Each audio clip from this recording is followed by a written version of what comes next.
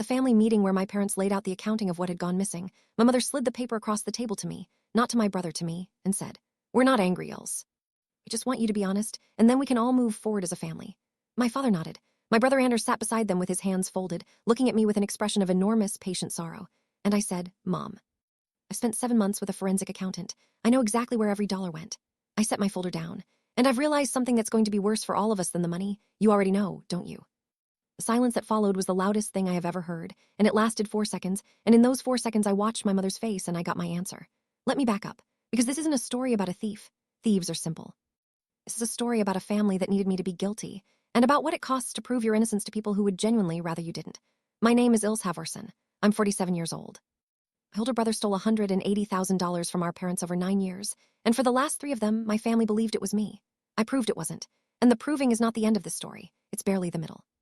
Let me tell you about the system, because you can't understand any of it without the system. My brother Anders is the golden child, not in the vague way people use that phrase. In the specific, structural, load-bearing way, Anders is the axis my parents' entire emotional life rotates around, and has been since before I was born. He was the first. He was the son.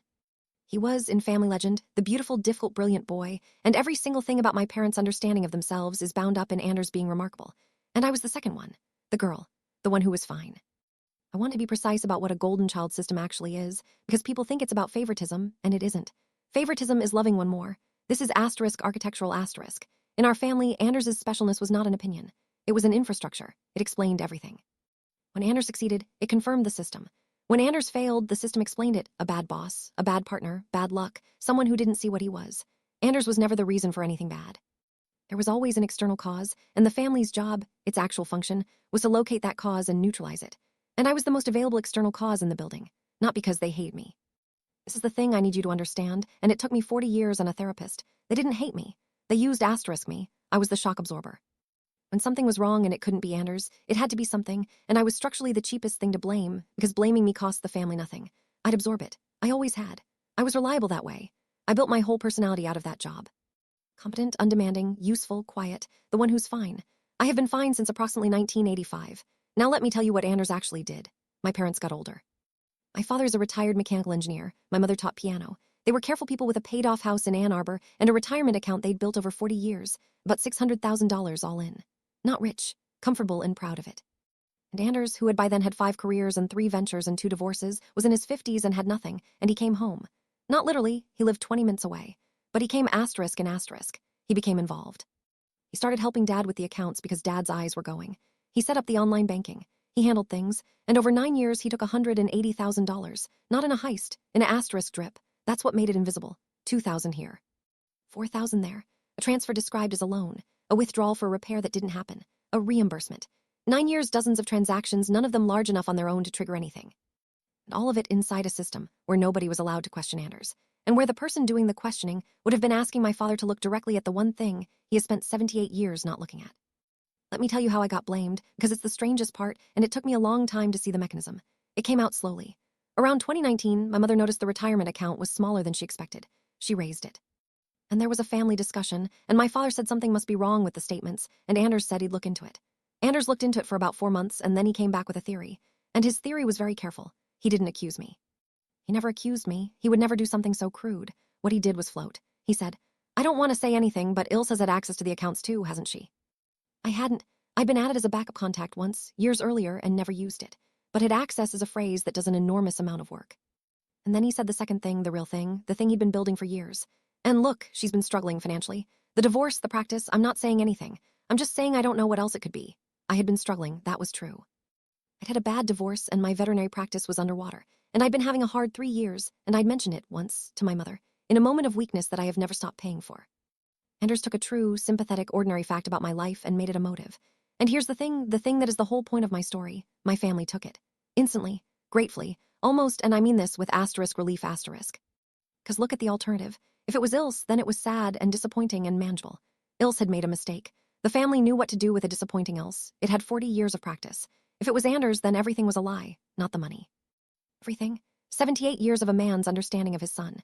52 years of a mother's entire emotional architecture. The whole system, the axis, the load-bearing wall. If Anders was a thief who'd been robbing his parents for 9 years while they defended him, then my parents were not the parents of a remarkable, difficult boy who did bad luck. They were two elderly people who'd spent 5 decades feeding a man who was eating them. Nobody chooses that. Given the choice between a scapegoat and an apocalypse, a family will take the scapegoat every single time. It's not even a decision, it's a reflex. Let me tell you about the 3 years. They never called the police. I want to be clear about that, because people ask. They never accused me formally. They did something much more effective. They forgave me. For 3 years, my parents treated me with a kind of wounded, patient love that was worse than anything else they could have done. My mother would say, "We've all made mistakes, Ilse. We just want you to be honest so we can heal." My father stopped looking at me directly. That's the one I still can't talk about. 78 years old, and he'd look about 4 inches to the left of my face. And Anders was so good to me. He'd call. He'd say, "Whatever happened, I'm on your side. I know things have been hard. If you need to tell someone, you can tell me." He was building an alibi out of compassion.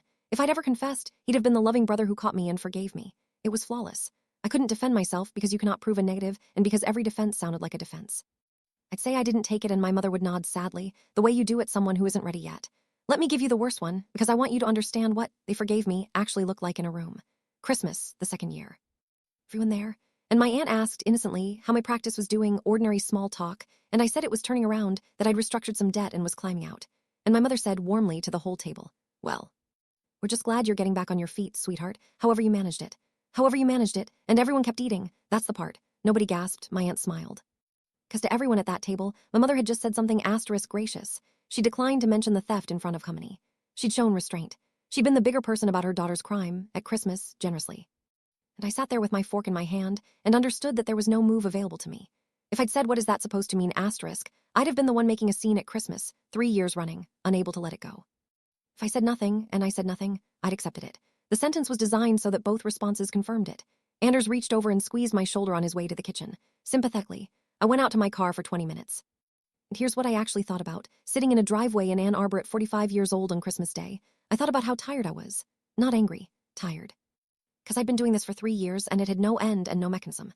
There was no court, no verdict, no day when the sentence ran out. Sunday dinners forever, being loved by people who thought I was a thief, and the offer standing on the table the whole time. Confess and it stops.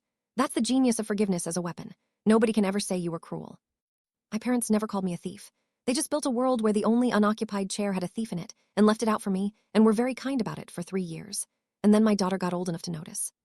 Let me tell you about Sigrid, because she's the subplot and she's the reason I did any of it. My daughter was 19, and she came home from a family dinner in the spring of the 3rd year and she was quiet in the car, and then she said, "Mom, why does Grandma talk to you like you're sick?" I said something deflecting, and Sigrid said, 19 years old, "Because I've noticed something. Every time anything is wrong, it's you. Uncle Anders lost his job and it was his boss. Uncle Anders got divorced and it was Karin. Uncle Anders wrecked Grandpa's car and it was the road. And you got a divorce and it was because you're difficult, and your practice is struggling because you're not realistic, and now the money's gone and it's you." She looked out the window. "It's always you, it's never him, not once my whole life. That's not a coincidence, that's a * rule." And then she said the thing that got me out of my chair. She said, "And Grandma's started doing it to me a little. When I mess up, she gets this face." That's it, that's the moment. Because I had spent 47 years absorbing it and I'd have absorbed 47 more, but the system was reaching for my daughter, and something in me went very quiet and very cold and very clear. I wasn't going to prove my innocence for me. I'd given up on that. I was going to prove it so that Sigrid would grow up in a world where the rule was not a rule. Let me tell you about the midpoint, because I nearly took the deal. About 4 months in, my mother came to my house, and she sat in my kitchen and she cried, and she said the thing that they'd been building to for 3 years. She said, "Ilse, sweetheart, just say it. Whatever the number is, we'll work it out, and we will never speak of it again, and you'll come to Sunday dinner and everything will be exactly like it was. Please, your father is 78. Do you want this to be how it ends?" They offered me my family back. That's what was on the table. Full membership, full love, no consequences, the whole thing restored for one sentence. And God help me, I wanted it. I wanted to be honest about that because I think people imagine you'd be too proud. I wasn't proud. I was 47 and exhausted, and my father wouldn't look at me, and I wanted to go to Sunday dinner. I sat there, and I did the arithmetic, and the arithmetic said, "Confess to something you didn't do, and you get to have parents again." What stopped me wasn't integrity. It was that I thought about Sigrid at the table watching me apologize for something I didn't do, and learning, permanently in her bones, that this is what women in our family do. They take it. They absorb it. They confess to things to keep the peace because the peace is more important than the truth, and the golden child never has to be anything but golden. I said no. My mother left. My father didn't call for 9 weeks, and I hired a forensic accountant. Let me tell you about Bernadette Accoy, because she is the whole back half of this story. She's a forensic accountant in Southfield, and she is the affect of a woman who has seen every possible way a family can rob itself. And when I explained the situation, she asked me exactly one question. "Who has been telling everyone what happened to the money?" I said my brother, and she said, "Then you already know, I'm sorry." In my experience, the person narrating the loss is the person who caused it about 80% of the time, because they have to control the story, and controlling the story means being the one who tells it. She started writing. Let's go get the actual records. Not his summary of the records. The records. That distinction, the records, not his summary of the records, is the whole case. Because for 3 years, my entire family had been operating on Anders's asterisk account of what the statements showed. He'd been the one who looked into it. He'd been the one who brought the theory. Nobody had ever independently pulled the raw data because the raw data was in the hands of the man explaining it. My parents authorized it. That's the detail that matters legally, and it's the thing Anders never expected, that Mom and Dad, in their guilty patient love, would agree to a full accounting because they were asterisk sure it would finally make me confess. They thought Bernadette would prove it was me. They signed the authorization eagerly. 7 months, 9 years of statements, dozens of institutions, and here's what she found. $182,000 and every dollar of it traceable and none of it to me, not one transaction. Not one transfer, not one withdrawal, not $1 into any account of mine in 9 years. My finances during my worst period, the divorce, the failing practice, showed exactly what they should have shown.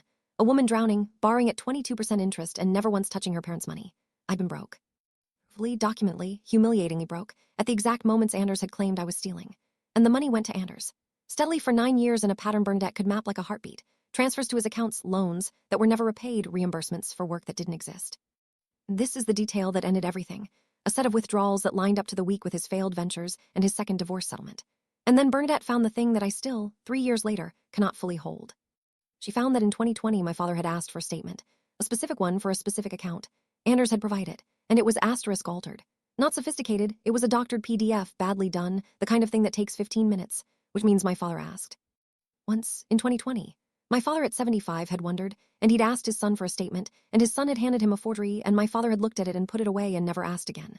Bernadette said quietly, Ilse, he asked one question. And when the answer was a lie, he stopped asking. She looked at me. You should decide how much you want to know about what that means before we go any further. I knew what it meant. I'd known for 3 years and hadn't let myself. Let me tell you about the meeting. They called it in the end. My parents with their accounting laid out, because Bernadette's report was done and they'd asked for a family meeting, and I genuinely think, they believed it would be the day I finally confessed. My mother slid the paper across the table to me, not to Anders. To me, we're not angry, Ilse. We just want you to be honest, and then we can all move forward as a family. And I said, Mom, I've spent 7 months with a forensic accountant. I know exactly where every dollar went. I set my folder down. And I've realized something that's going to be worse for all of us than the money. You already know, don't you? 4 seconds, that's how long the silence was. And in it, my mother's face did something, a flinch, a flicker, gone in an instant, and my father looked at the table, and I had my answer, and my whole life reorganized itself around it. I laid it out anyway, all of it. $182,000. My accounts 9 years empty of it, my 22% loans, the transfers to Anders mapped to his ventures and his divorce. And then the 2020 statement, side by side with the real one, the forgery and the truth. Dad, I said, you asked in 2020. You asked him for a statement, and he gave you this. I put the doctored page in front of him. It's a forgery. It took him 15 minutes. And you looked at it and you put it away, and then for 3 years you couldn't look at your daughter's face. My father started to cry. Anders said, this is insane. She's paid someone too. And my mother said, Anders, stop. Just that. Anders, stop. And I thought for 1 second, one whole second, that I'd won. Here's how it ended. My mother turned to me with tears running down her face, and she said, Ilse, he's your brother. He's 52 years old and he has nothing, and if this gets out, he'll have less than nothing. She reached for my hand. I'm asking you to let this go, for your father, for me. And here it is. Here's the sentence I'll hear for the rest of my life. And I think it would help if you could find a way to apologize to Anders for the accusation, just so we can move forward. Apologize to him after. I had spent 7 months and $11,000 proving my innocence to 2 people who, it turned out, had never been confused about my guilt. They'd known. Maybe not in a way they'd have admitted. The human capacity to not know is bottomless. But my father asked in 2020 and stopped asking, and my mother flinched in 4 seconds flat. And when the proof was on the table in front of them, in their own son's handwriting, their first instinct, was to protect him and manage me. Because I'd had it backwards the whole time. I thought they blamed me because they were fooled. They weren't fooled. They blamed me because it was cheaper asterisk. Blaming me cost them nothing. I was the shock absorber I always had been. Facing Anders cost them everything they'd ever believed about themselves. The truth didn't fix it. The truth was never the problem. The truth had been available for 3 years to anyone willing to ask a question, and the whole family had been carefully, exquisitely not asking. I left, not dramatically. Put my folder back in my bag, and I said, no, and I stood up and I went home. I did not pursue it legally, and I want to explain why, because people find it unsatisfying. It was my parents' money, and my parents' choice, and they chose him, repeatedly, knowingly, with a forensic report on the table. It wasn't mine to prosecute over their objection, and dragging 2 78-year-olds through a criminal case against their own will to punish a man they'd already decided to protect would have been for me, not for them. Bernadette said something that stuck. You can't rescue people from a decision they keep making. I sent the report to my parents' lawyer and their financial advisor so that at minimum somebody with a fiduciary duty knew, and so that Anders could not do the next 9 years. That's what I could do. Their remaining money is under proper oversight now. He can't get at it. It's not justice. It's offense. I don't speak to Anders. I speak to my parents about 4 times a year on the phone about nothing. My father tried once about a year later. He called and he couldn't say it and he cried and he said, I should have asked twice. That's all. I should have asked twice. It's the closest thing to an apology I'm going to get, and it's more honest than most people get, and I've decided it's enough. He's 80 now. He asked once, at 75, and the answer frightened him so badly he spent 3 years unable to look at me. I understand him. Understanding him is not the same as coming back. My mother has never conceded anything. Her position is that this was all very difficult for everyone, and that I chose to blow up the family over money that was never mine anyway. Here's what I got. Sigrid. My daughter watched her mother refuse to confess to something she didn't do, watched her spend 7 months and $11,000 to prove it, and watched her stand up and leave a room rather than apologize to the man who'd framed her. She's 23 now. And a few months ago, she told me that at her job, someone tried to hand her the blame for something, and she said she'd felt the exact old feeling, the reflex to just take it, to smooth it over, to be fine. And she said, and then I thought about you standing up at that table, and I said, no, that wasn't me, and here's the email. Here's the email. That's my whole inheritance. That's what $182,000 and 3 years and my entire family bought. My daughter, at 23, saying here's the email instead of I'm sorry. The rule is not a rule anymore. It stops with me. It cost me a family, and it was cheap at the price.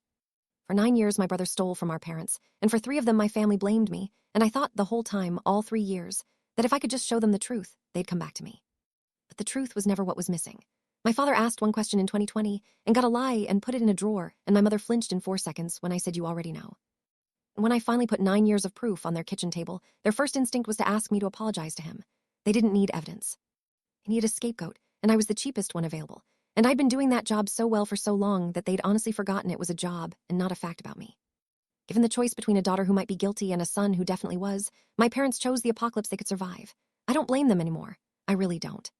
Some things are too heavy for people, and my father was 75, and he'd built his whole life on that boy. But I stopped being the shock absorber, and my daughter watched me stop. Here's the email. That's the whole story. That's everything I got, and it's more than they ever gave me, and I'd pay it all again.